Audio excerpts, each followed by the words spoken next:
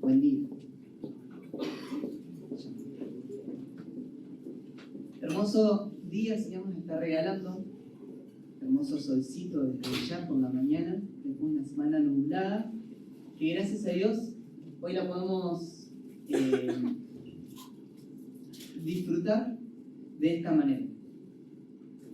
Quiero contarles que estoy muy contento en lo personal porque Dios mediante vamos a comenzar una serie de mensajes a partir de hoy.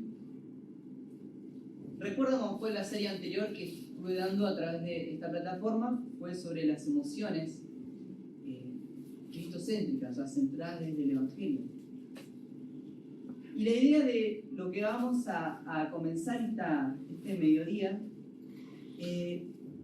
vamos a agarrarlo directamente desde donde Chili terminó el mensaje la semana pasada. Quienes vinieron recordarán que hablamos generalmente me responde como la niña de la frita, de Dios. Hablamos de Jesús. Hablamos de una persona conforme al corazón de Dios que fue David.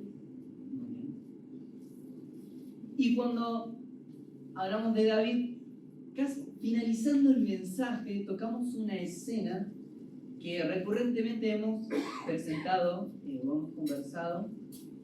¿Y cuál escena de la Biblia fue? ¿Se acuerdan en especial?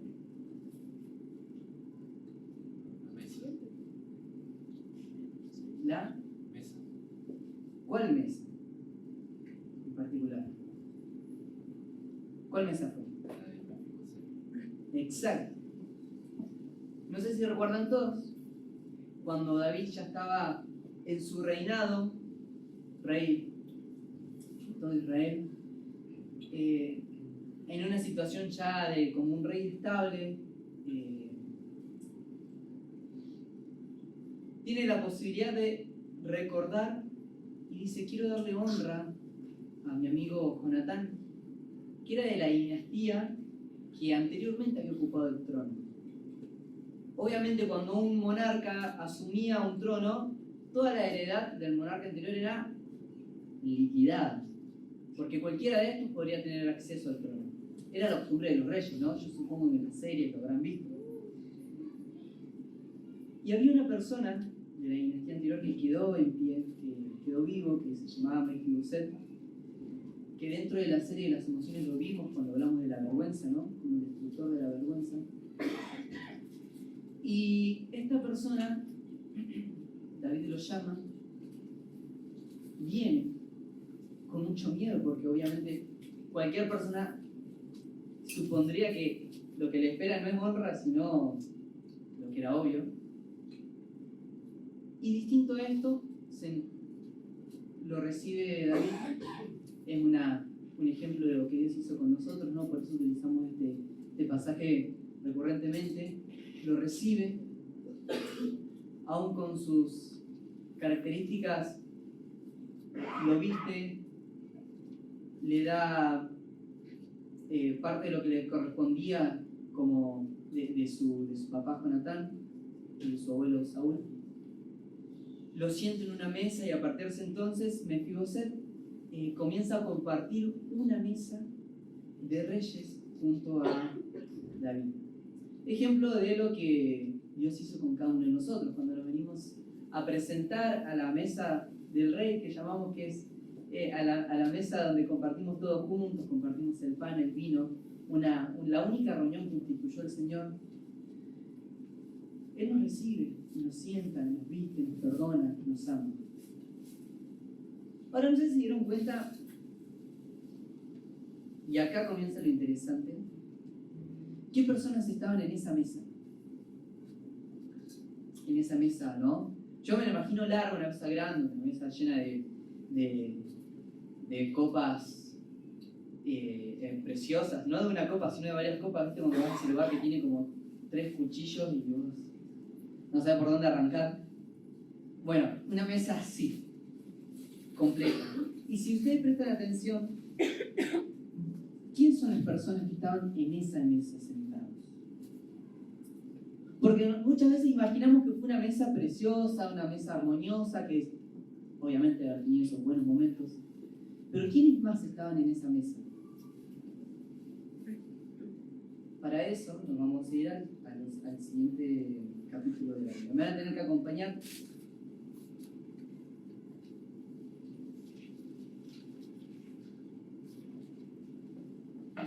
El rey David tuvo muchos hijos. Como buen rey no tuvo una esposa, sino varias. En ese entonces eran una especie de acuerdos políticos. Tenía otras mujeres. Y tuvo varios hijos, pero en ese momento yo creo que tuvo algunos de los hijos que estuvieron en esa mesa fueron los que se describen en él en 2 Samuel capítulo 9, versículo 1 al 4. Estos son los hijos que estaban en esta mesa. Y yo les voy a nombrar algunos nombres, vamos a leerlos juntos y vamos a ir rápidamente sacando algunas conclusiones de lo que se podían encontrar en esa mesa. Dice en 2 Samuel capítulo 9, versículo 1, estos fueron los hijos de David nacidos en Hebrón, los que ya podían tener la edad para estar en esa mesa. Su primogénito fue Amnón, hijo de Ahinoam. ¿Alguien le suena a Amnón, el mayor de David? Rápidamente, Amnón, después de la escena de Mefiboset, si uno lee los siguientes capítulos, nos encontramos con el primogénito, ¿no? El supuesto heredero del trono, que era una persona muy particular. Primero que fue el primer hijo de David en morir. Murió joven. ¿Por qué murió? Y se lo cuento rápidamente. Comenzó la farándula de historia. Amnón se obsesiona, no se enamora, se obsesiona con una media hermana. Arma todo un plan para poder estar con ella, finge estar enfermo, le pide al rey, a David, de que venga su hija, de que le prepare comida, y en ese momento comete un acto de abuso sexual, una violación. Claro, cuando eso sucede, obviamente esta media hermana le arruina la vida y queda dice que bueno, que hace lo que se hacía en aquel entonces culturalmente cuando uno estaba muy en agonía, se puso cenizas, lloraba, gritaba. Claro, ¿qué pasa? Seguimos leyendo el versículo. Cierro paréntesis y ahora volvemos al tema. Dice en 2 Samuel que también estaba Daniel, hijo de Abigail de Carmel. Perdón, Mati, ¿dónde está? En 2 Samuel capítulo 9, si lo tengo bien anotado. El versículo dice que estos fueron los hijos de David engendrados en Hebrón. 3. Muchas gracias. Sí. En realidad es Primera Crónica 3. Yo me fui a 2 Samuel 3. Tomás, por favor, borra eso del video.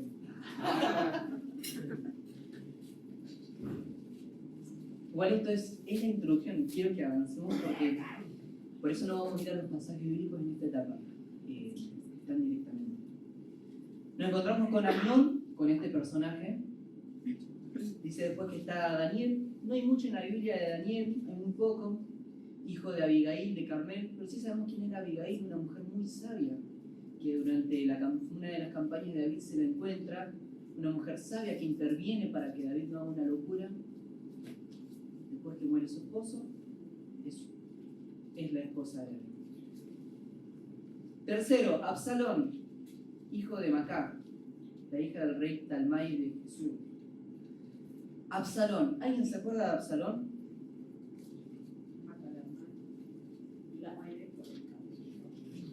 Claro. Otro personaje. Claro, cuando retomamos la historia anterior, cuando sucede todo esto que le acabo de relatar, Absalón busca venganza. Hace una manifestación, no tiene recíproca, no le dicen nada, entonces toma venganza por mano propia, arma todo un plan también y asesina a su hermano, al mayor. O sea, imagínense, asesina al primogénito de David, al heredero del trono. Obviamente es exiliado. Posterior a eso inicia una campaña de ser rey. Todo un lío. O sea, y podemos continuar. Cefatías, Trean, bueno, podemos seguir con otros más, pero ahora a lo que voy es, imagínense esos almuerzos familiares. No nos encontramos en los mejores momentos. Yo estoy seguro de que deben haber tenido buenos momentos, pero cada uno era hijo de una esposa distinta, cada uno tenía intereses políticos obvios y claros, cada uno tenía una educación distinta, madres distintas, sociedades distintas. Imagínense la mesa en la cual se encontraba Mefiboset. ¿Vieron cuando era, no sé si les ha pasado cuando eras chiquitito y ibas a la casa de un amigo o algo y retaban a tu hermano al frente tuyo, a tu hermano, a tu amigo, y vos como, no sabes meterte, es horrible. Yo imagino a Mefiboset varias veces en esa situación. Ahora, ¿por qué traigo esto a colación? ¿Qué es lo importante de esto? Me parece sumamente interesante que pensemos muchas veces en el contexto en el cual es recibido a la mesa de Mefiboset. ¿Por qué? Porque las mesas, el lugar donde compartimos con otras personas, los entornos donde tenemos estas dinámicas de grupo, son bastante particulares, bastante especiales. Y durante la Biblia, cada vez que encuentran grupos, van a encontrar grupos diversos. Y por eso, desde esa escena que les acabo de mencionar, esa mesa, quiero llevarlos a otra mesa absolutamente distinta, que está muy relacionado con esto, que es la mesa en la cual Jesús estuvo con sus discípulos previo a su muerte, donde compartió el pan, instituyó la cena, y nos encontramos a Jesús con otros personajes. Nos fuimos como miles de años para más adelante, pero nos encontramos con otros personajes. Ya sabemos quién es Jesús, no hace falta que lo aclare, pero nos encontramos que después de él hay un equipo que él arma de discípulos que les dio el apostolado para que ni más ni menos lleven la tarea de compartir el Evangelio después de que él muera. A ver, sin ir más lejos, nosotros estamos acá por la obra de los discípulos, ¿no? De ellos y muchos más. Y cuando uno piensa en los discípulos, cuando uno piensa en cada una de estas 12 personas que eran elegidos por Jesús cuando estuvo en la tierra, pensará también que tuvo 12 personas que fueron súper coordinadas, súper organizadas, súper responsables, súper estudiosos. Y usted sabe que lo que vamos a descubrir también es que no fue así, todo lo contrario. Jesús convoca a su equipo más cercano y se encuentran, al más reconocible que tenemos es a Pedro, ¿no? Una persona que era pescador, tenía un oficio ordinario en el sentido de que era común. Está su hermano, están 2 amigos más de ellos que parece ser que han sido amigos desde la infancia. Nos encontramos también con una persona que le eligió a Jesús que era un cobrador de impuestos. ¿Saben que era un cobrador de impuestos? Con los teens, lo hablamos el otro día. Era de las personas más odiadas en la sociedad, discriminadas en la sociedad, repudiadas, canceladas en la sociedad. En muchas ocasiones los fariseos le preguntan a Jesús en modo de burla, con malas intenciones, ¿por qué te juntás con estos, con ladrones, con prostitutas, con publicanos? O sea, eran todos los ponían dentro del mismo combo. Incluso yo les recomiendo, ayer lo hablamos con los chicos, cuando comencé hace un mes y medio a armar todo este bosquejo y empecé a leer dos libros que hablan sobre los discípulos, empecé a ver la serie de Chosen también, que yo no la había visto, se la recomiendo, una serie que tiene una página de stream propia para poder verla, en el cual te presenta a Jesús, a sus discípulos, y aunque obviamente como cualquier cine tiene cosas agregadas, tiene cosas que te enseñan y te muestran. Ellos arman el personaje de Mateo y lo arman muy particular, muy aislado, muy solo, muy dejado de lado incluso por su familia. Un tipo que las fiestas las pasaba solo. ¿Por qué? Porque servía a Roma, que Roma tenía subyugado a toda Jerusalén, a todas las personas, cobraba impuestos para Roma, y dice la palabra de que muchos y la mayoría, creo que todos, podían cobrar un poquito más y se dejaban el resto para ellos y le daban a Roma lo demás. Era una traición, eran unos antipatrios, eran también unos chorros. Ahora imagínense, en el equipo del Señor tenemos estas 4 personas, tenemos a Mateo, tenemos uno muy especial que lo llaman el celote. ¿Saben por qué le decían el celote? Porque obviamente porque era celote, y segundo porque era un terrorista. Claro, en esta ambición de combatir al pueblo romano, de echar al pueblo romano, que en esta opresión que tenían, había un grupo armado que se llamaban celotes. Ellos tenían la característica de hacer actos de terrorismo públicos, porque no tenían los fondos para tener un ejército, pero hacían actos de terrorismo público, matar soldados, matar guardias, en lugares públicos para que la gente tenga miedo.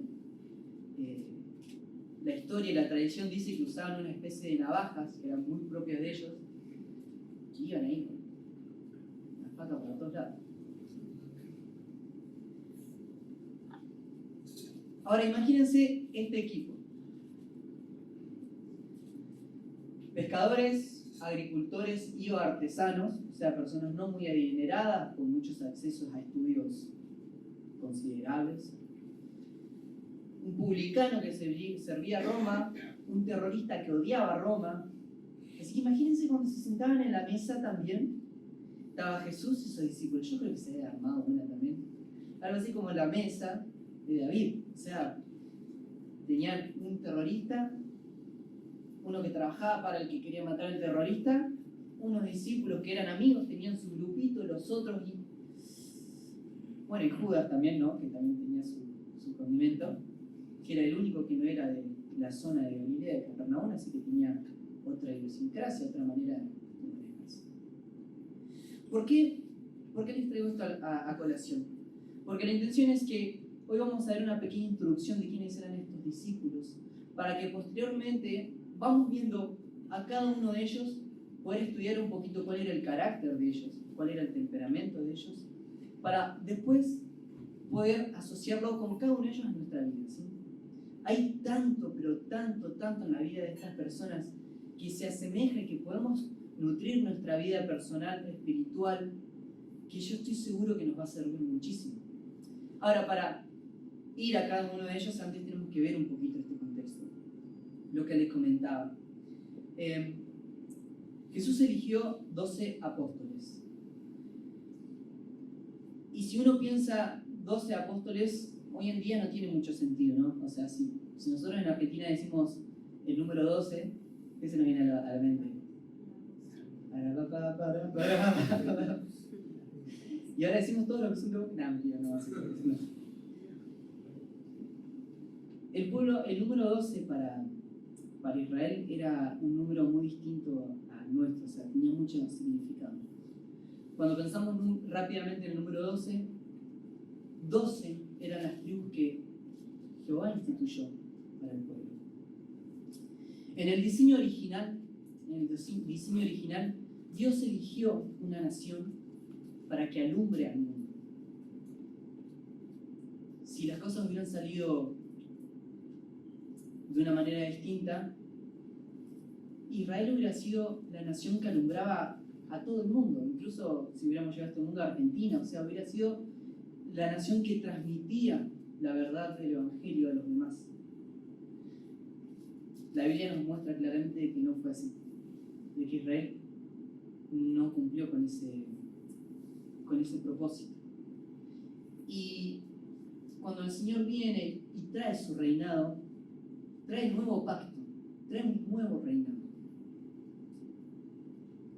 Y en vez de tener 12 tribus, de manera simbólica llega a 12 apóstoles para el nuevo reinado. Claro, imagínense cuando Jesús hizo esto. Todos los fariseos, todas las personas religiosas de aquel entonces se pusieron de los pelos, era una locura. Mirá lo que viene a insinuar este tipo. Mirá lo que viene a decir. Y ahí comenzaron, ahí y en otro momento comienzan a hacerse sus fans, sus enemigos. Jesús nos dice en Lucas capítulo 10, versículo 1, ese sí lo vamos a buscar.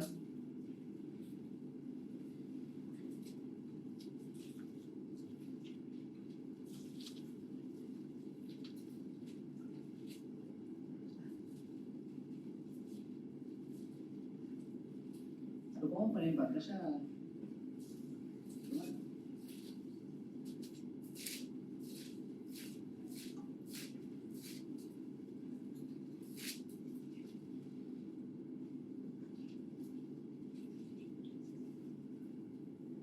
La otra vez le hice esta pregunta a los teens y algunos me abrieron los ojos así, que era ¿cuántos discípulos tenía Jesús? Jesús tenía, por lo que leemos en la Biblia, tenía muchos discípulos, no tenía solamente 12.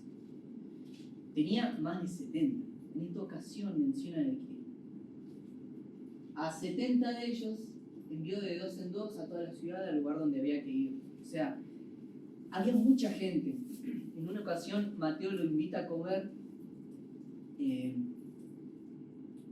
hablábamos con los adolescentes también. Imagínense que ¿entre cuántas personas tenemos acá? ¿60? Más o menos, ponele que seamos 60 acá. Invitás a comer a Jesús y cae con 70 personas atrás tuyo. Jesús andaba con mucha gente durante toda su campaña.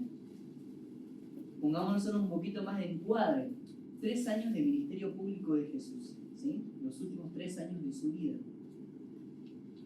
Entre los 30 y los 33, más o menos. De esos 3 años, ¿cuántos meses son?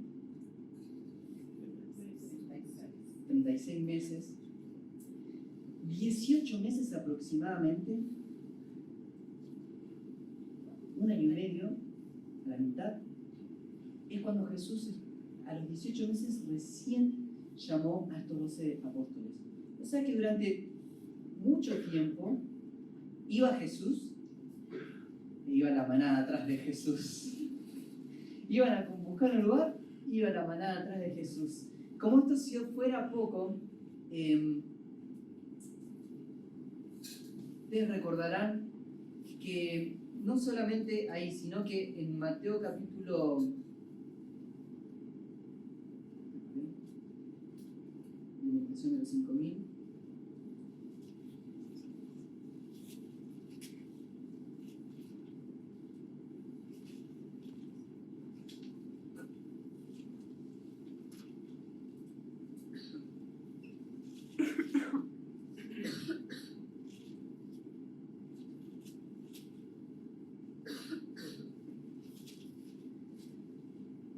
Momentos, Jesús cuando hace la alimentación de los 5.000 y en otras ocasiones también iba con mucha gente que lo iba a convocar. Claro, el mensaje de Jesús era sumamente atractivo porque no solamente venía a ser contracultural con la época, con el momento, venía a ser disruptivo con las formas, la religión, sino que Jesús sanaba enfermos, hacía milagros, resucitaba muertos y parecía que daba comida gratis. Porque cuando alimenta a los 5.000, claro, la gente quedó totalmente estupefacta y dice la palabra que Jesús se tiene que ir porque lo querían hacer rey. ¿Lo querían levantar? No, imagínate. Claro, es rabí, es maestro, nos enseña, nos da comida, te cerraba por todos lados. Jesús andaba con mucha gente a su alrededor, todo el tiempo. Lo que recién hablábamos está en Juan capítulo 6 y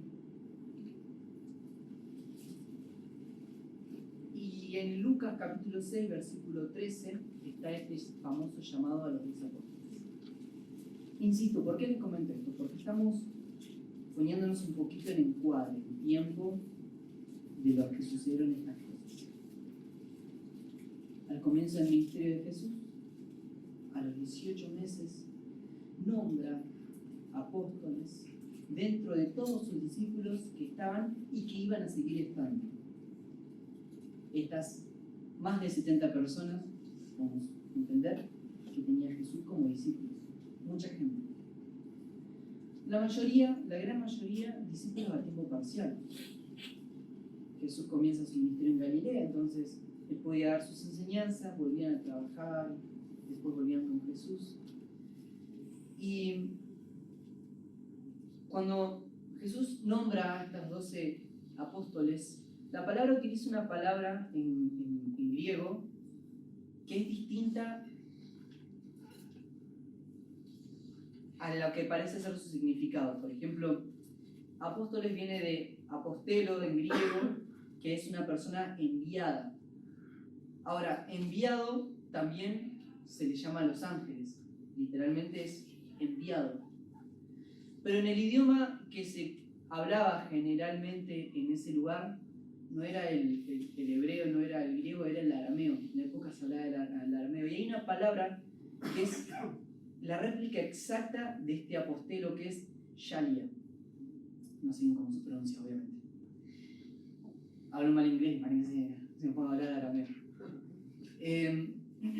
Y esta persona, un Shalia, eran la responsabilidad que tenían los mensajeros del Sanedrín, las autoridades máximas judías. Cuando una persona era un Shalia, se dice que era lo que representaba, y donde iba tenía la autoridad del grupo del Sanedrín que lo convocaba. En todo momento su autoridad era muy fuerte, muy presente, y aunque comunicaba lo que decía esta estructura del Sanedrín, tenía la autoridad total cuando se presentaba en nombre de él. Esto fue el nombre simbólico que le dio Jesús a sus discípulos. Shalia. Y a mí me gusta ir empezando a hacer, a traer un poquito a nuestra vida personal, ¿no? Porque Jesús, cuando llamó a sus discípulos, les dijo: vayan por todo el mundo, ¿y qué cosa? Y hagan discípulos. O sea, un discípulo hace otro discípulo, y si genera una cadena, ¿no? Ese discípulo, ¿qué va a hacer? Un discípulo. Nosotros, después de toda la cadena, ¿qué somos? Somos discípulos de Jesús. Porque un discípulo hizo otro discípulo, que hizo otro discípulo, y así sucesivamente podemos llegar a la persona que nos enseñó el Evangelio, a cada uno de nosotros, el que nos acercó a Jesús, o el que nos contó de la cruz, y somos discípulos. Hemos pensado seriamente en la responsabilidad que significa ser un Shalia, ser un discípulo, ser un mensajero.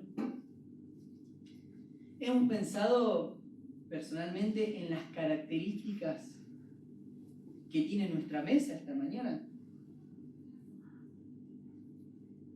Una mesa donde quizás también podemos tener, como sucedía en ese entonces, diferencias políticas. O sea, un celote, un republicano, extrapólenlo a la realidad de hoy. Una mesa en la cual tenemos diferencias económicas. Algunos son artesanos, otros son publicanos, otros pescadores, y el Señor nos convoca. Esas son las mesas que el Señor arma. Esos son los equipos que el Señor presenta. es precioso porque esto no es menor de que, claro, Jesús, y esto me encantó también porque en la serie por ahí te lo explica de una manera, Jesús no iba caminando por las calles de Galilea o a Capernaum como esa, hay una película vieja que me acuerdo que tenía un aire así, que Jesús iba con el pelo al viento así, miraba con mirada de Zulander así, sígueme, y seguía caminando y la gente se paraba mágicamente. Jesús fue tan humano, tan personal, tan especial, que tuvo distintos momentos para el llamado. Hay un autor que menciona que a los discípulos los llamó primero los llama a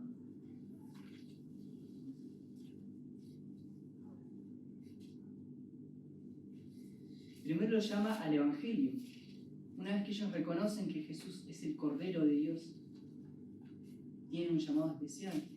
Después los llama al discipulado, lo llama al compromiso. Recién cuando Pedro ve a Jesús hacer los milagros de los peces en el mar, cuando nadie podía hacerlo, se postra.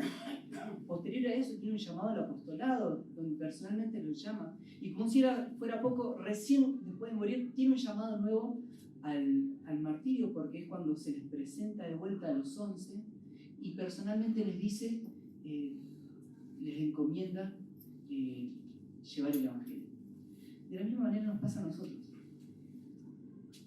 Muy pocas veces en la vida he visto personas, y hablo por mí, que Jesús nos habla y de ese momento en adelante somos otra persona.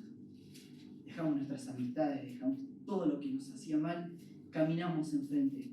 Muchas veces el Señor tiene que hacer varios llamados en nuestra vida.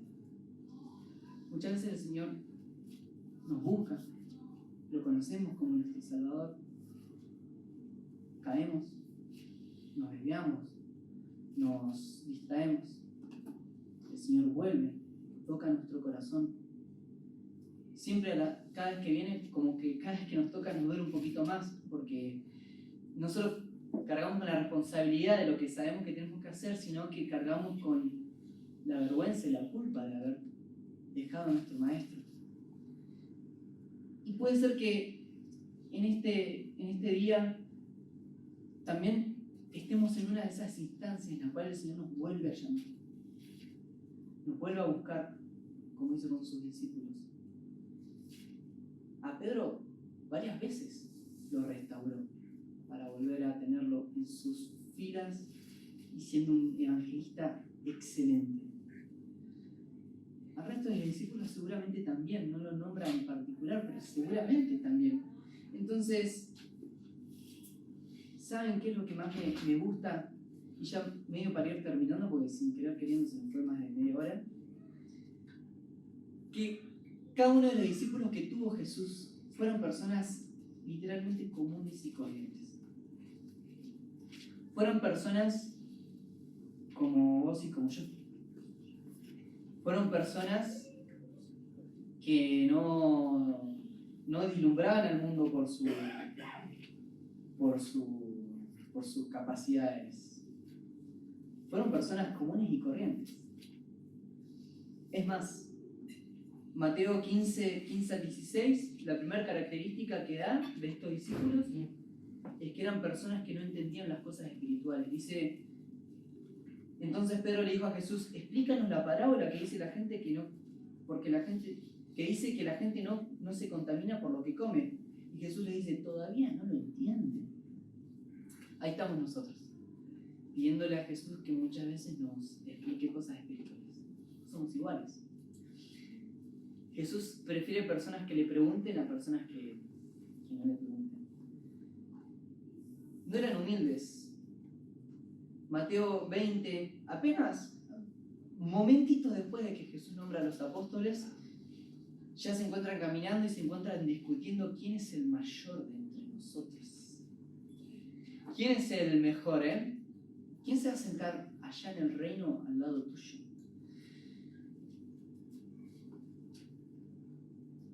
No eran humildes. Además, claro, ya estaban con Jesús, ya se creían mil. Imagínate, vas Jesús caminando, ellos al lado, cientos de personas atrás, los romanos lo miraban y ellos lo miraban, los judíos lo miraban y ellos lo miraban, así los fariseos. A veces nosotros somos iguales. Romanos capítulo 1, que comenzamos a ver en los clubes, nos demuestra, nos da una paliza porque nos demuestra las personas lejos de Jesús son estos errores. Y cuando comienza el capítulo 2 de Romanos, que lo vimos ayer, dice, estos son ustedes.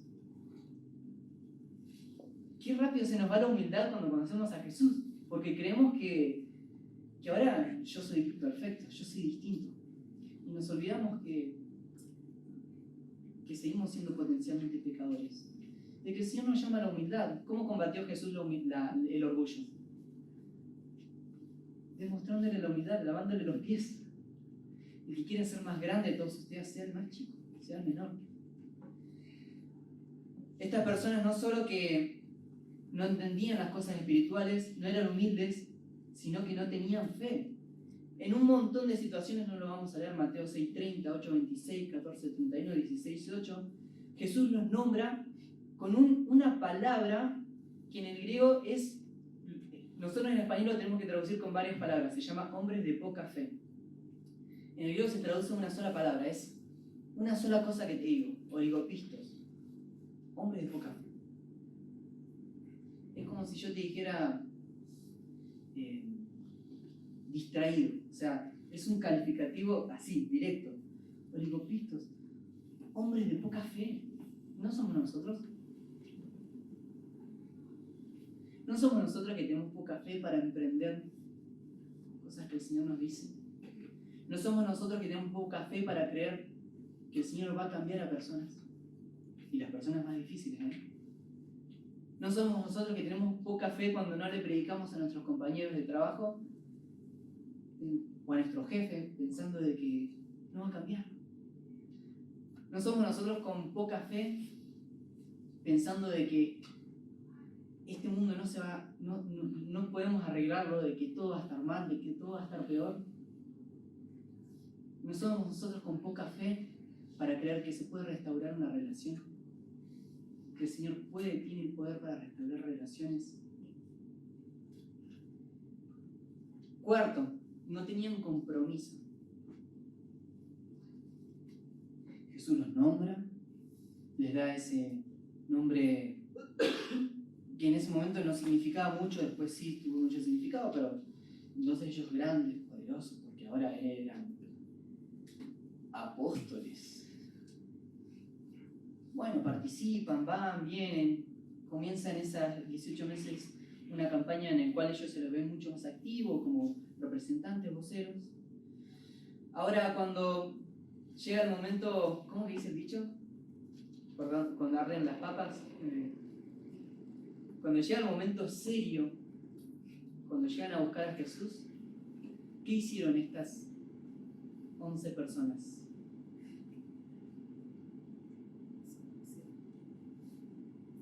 Salieron corriendo. Y ahí te preguntas, ¿el compromiso dónde estuvo? ¿Dónde está el compromiso? O sea, ¿dónde está? ¿Qué pasó? Eran personas sin compromiso. Hay algo que ha golpeado muchas veces mi corazón, y es que cuando nosotros nos hemos bautizado y hemos hecho este acto simbólico de que tenemos una vida distinta, de que nuestros pecados, nuestra vida pasada queda sumergida en el agua como cuando Jesús murió, queda en la tierra, es un compromiso. Y no solo un compromiso personal con Dios, es un compromiso público. Hay personas que son testigos de que yo hice un compromiso de acá en adelante. Y eso nos debería también traer a la memoria de que todos los días deberían ser así. Si hemos hecho un compromiso con Dios, con el Señor, cuando ardan las papas, no salgamos corriendo. No seamos igual. Dije bien la frase, ¿no? Las papas queman, esa era, gracias. Ustedes lo entendieron. Román también borró esa parte. Último, y ya, prometo que con esto terminamos. Tenemos después uno o dos versículos más y ya terminamos. Eran personas que no tenían poder. Mateo 17 dice, Jesús dijo, gente corrupta y sin fe, oligopistas, ¿hasta cuándo tendré que estar con ustedes? ¿Hasta cuándo tendré que soportarlos? Tráigame aquí al muchacho. Y es un momento en el cual Jesús expulsa el demonio de un muchacho que los discípulos no habían podido hacer. Eran personas sin poder. Eran personas como vos y yo. Seamos sinceros, muchas veces nos sentimos débiles, nos sentimos incapacitados, nos sentimos insuficientes. El Señor te convocó igual. El Señor te hizo su discípulo igual y el Señor te trajo a su equipo igual. Porque de eso se trata, de que Él se perfeccione en nuestra debilidad. Más adelante Pablo lo dice, ¿no? Le pedí al Señor tantas veces que me saque este aguijón, pero Él me dijo solo una cosa, que mi gracia sea suficiente. Mi poder se perfecciona en tu debilidad. Si sos débil, bienvenida al equipo, es donde Jesús mejor trabaja, es la materia prima que el Señor utiliza para hacer los mejores discípulos que hay. Porque es su poder que lo llena todo. Más adelante en Hechos, cuando comienzan a hacer milagros estos discípulos, la gente dice que eran hombres sin letras e ignorantes y se maravillaban y reconocían cómo lo habían hecho estando con Jesús. No, cómo lo reconocían como los que habían estado con Jesús. O sea, yo creo que cuando la gente vea algo bueno en mí, vea lo que haría Jesús. Este tiene que haber estado con Jesús, tiene que haber... ¿En qué iglesia va? ¿Por qué hace todo esto? ¿Por qué es distinto? Que me reconozcan porque ven a Jesús a través de mí. Y ahí está. Nuestras debilidades se convierten en nuestras fortalezas cuando dejamos que Dios sea el que trabaje en ellas. Me encantaría poder compartir mucho más con ustedes, pero se nos ha ido el tiempo rapidísimo.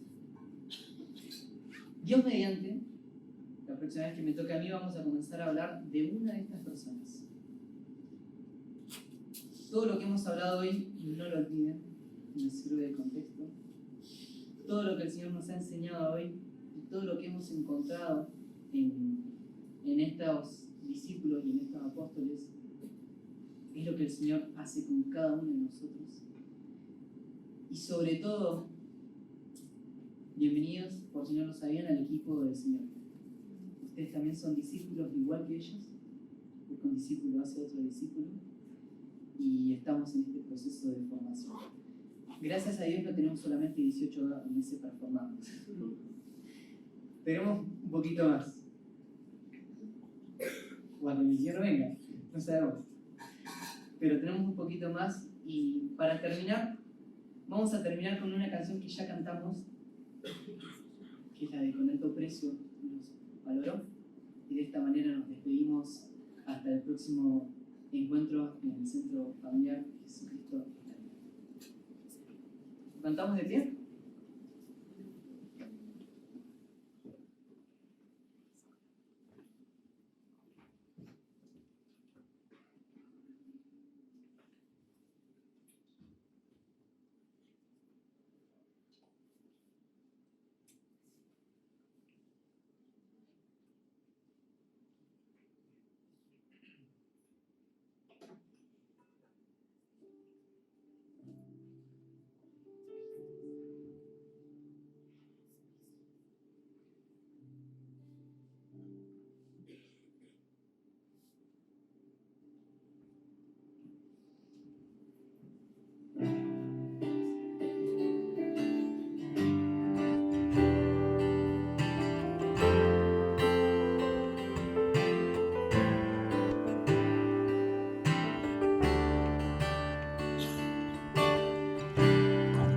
Gloria y toda majestad, diseñador del universo, desde su trono eterno nos miró y vino aquí como un cordero.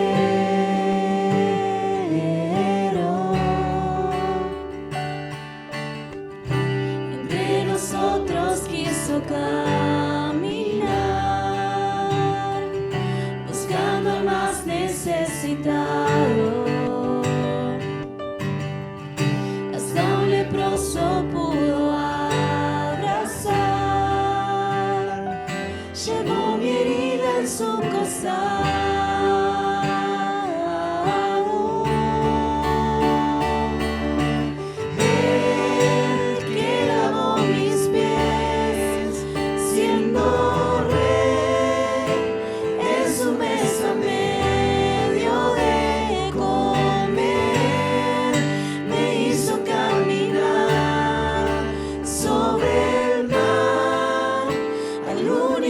Que quiero adorar.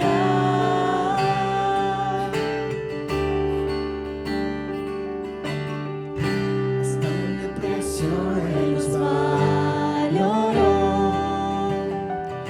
nos dio su vida y su cansancio. Él hizo al débil fuerte en su pobre un heredero.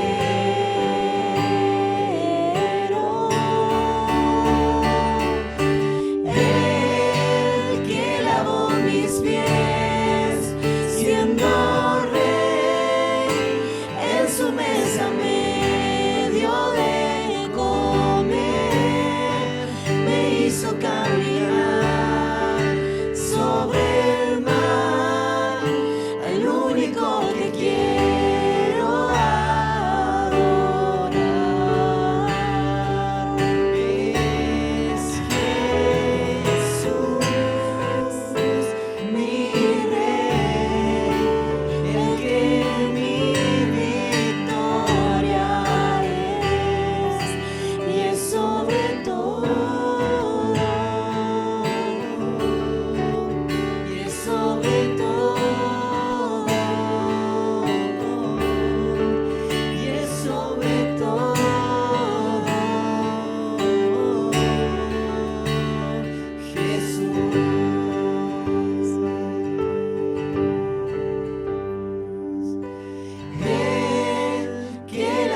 Mis pies, siendo rey, en su mesa me dio de comer, me hizo caminar sobre el mar, al único que quiero amar. El que lavó mis pies, siendo su mesa me dio de comer, me hizo caminar sobre el mar, el único que quiero adorar.